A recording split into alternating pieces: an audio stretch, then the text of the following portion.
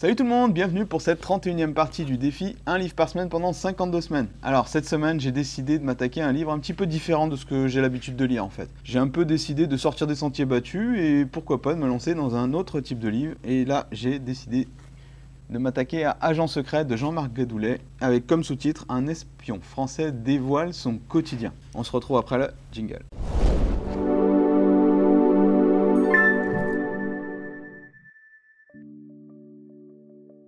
Alors, de quoi ça parle ce livre? Je vais vous lire un petit peu, déjà un passage qui m'a vraiment marqué, mais avant tout, je vais lire la quatrième de couverture, une partie de la quatrième de couverture pour que vous puissiez bien saisir quel est le sujet. Là, c'est l'agent secret qui parle, donc Jean-Marc Gadoulet qui dit « J'ai vécu la tension de négociations à haut risque avec les Khmers rouges, les forces serbes de Slobodan Milosevic et les terroristes d'Al-Qaïda. Je n'ai toujours eu qu'une seule boussole pour agir, l'intérêt supérieur de la nation. À d'innombrables reprises, j'ai mis ma vie en jeu pour défendre la France, toujours dans l'ombre.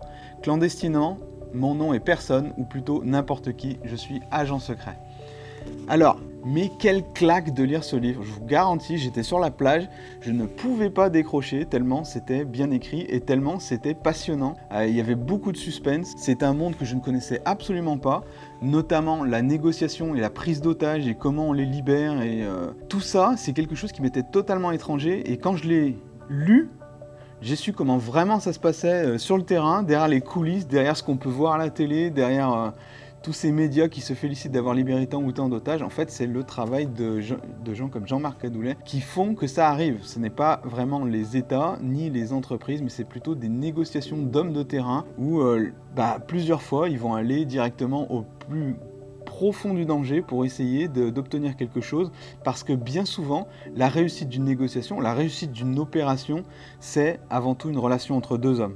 Entre l'espion et soit un chef d'État, soit un chef de guerre. Bien souvent, c'est un chef de guerre d'ailleurs, que ce soit face au chef de Al-Qaïda au Maghreb islamique, qu'il a rencontré lui-même et qu'il a négocié des otages avec lui, la libération. Il n'aurait jamais pu le faire. En fait, ces otages n'auraient jamais pu être libérés sans son intervention. Il raconte des dialogues, c'est vraiment hallucinant.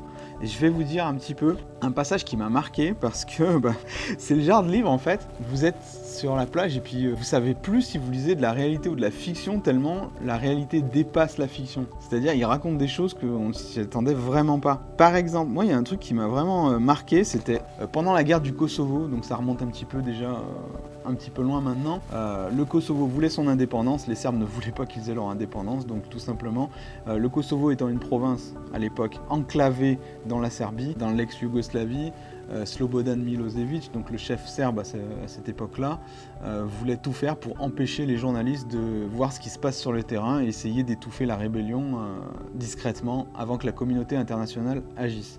Jean-Marc Gadoulet a été envoyé là-bas, et alors, voici ce qu'il décrit, alors, franchement je m'y attendais pas. L'objectif de la mission est tenu. Alors que les Serbes s'échinent à verrouiller l'information, faisant en sorte que ce qui se passe au Kosovo reste au Kosovo, la communauté internationale, et l'OTAN en particulier, est tenue minutieusement informée de la situation sur le terrain. Paris est alors la seule capitale qui dispose d'autant d'éléments détaillés et de première main. D'autres puissances tentent d'envoyer leurs espions sans y parvenir. Les Anglais, partis trop tard, échouent à franchir la frontière. Au final, alors que le monde entier a les yeux rivés vers le Kosovo, les renseignements qui remontent ne proviennent que de deux personnes, mon équipier et moi. Nous sommes les yeux et les oreilles de la France qu'elle accepte de partager avec le reste de la communauté internationale. Ce qui m'a également plu dans ce livre, c'est le parcours de Jean-Marc Gadoulet qui, en fait, au début, il se destinait pas du tout à des études classiques et en fait, il était même nul en anglais. Et par contre, très vite, il y a une chose qu'il voulait absolument obtenir, c'est l'unité d'action, il voulait faire l'armée, mais sans obéir aveuglément aux ordres. Il voulait être un peu un électron libre, il voulait être sur le terrain. Donc très vite, ça l'a motivé et il a tout fait pour rentrer dans la fameuse division 11. La fameuse division 11, celle de la DGSE, les services extérieurs. J'ai beaucoup aimé son parcours parce que ça s'est construit au fil des années, en fait, où il avait un interlocuteur, la DGSE. Il voulait absolument rentrer à cette fameuse section 11. Et il envoyait des mails à cet interlocuteur qui lui disait plutôt faites-vous affecter à telle base, suivez telle formation, on vous recontactera. Et ça s'est passé pendant des années. Et en fait, le gars, il avait le choix entre une superbe école prestigieuse et un régiment de parachutistes perdu au fin fond de la France à Perpignan. Tout le monde l'a regardé avec des yeux grands comme ça quand il a décidé de partir au régiment de parachutistes que personne ne voulait. Mais c'est là que son contact à la DGSE lui a dit faites-vous muter là-bas et on vous exfiltrera, comme ils disent, le moment venu. Donc il a fait confiance juste sur un email.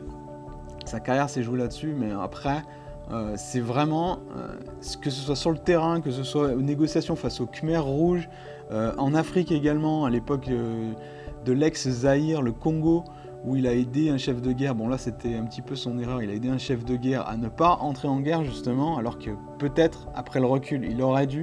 Donc vous voyez, c'est vraiment des enjeux des fois qui sont... il y a vraiment des millions, des milliers, des centaines de milliers de vies à la clé. Et donc il nous partage ses erreurs, il nous partage également ses succès.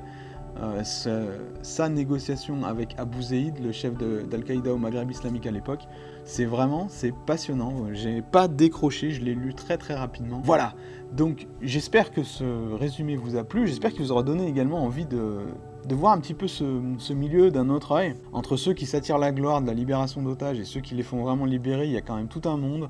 C'est un monde parallèle, c'est un monde secret. Je sais que certains d'entre vous apprécieront de lire des choses un petit peu différentes comme ça. En tout cas, moi j'ai pris beaucoup de plaisir, franchement c'était une surprise. Laissez-moi dans les commentaires vos suggestions de lecture, alors même si j'en ai déjà une bonne dizaine à lire avant que je puisse traiter la vôtre que vous ferez dans les commentaires, mettez-moi quand même le livre du moment qui vous a plu et pourquoi je devrais le lire, etc.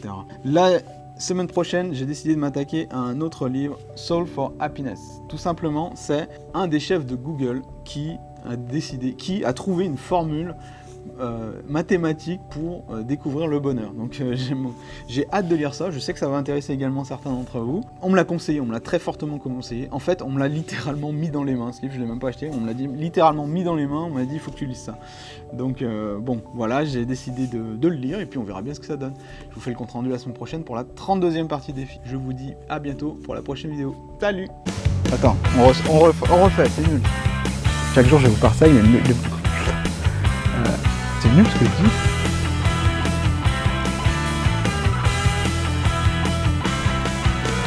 Ah punaise! On va faire un bêtisier avec tout ça.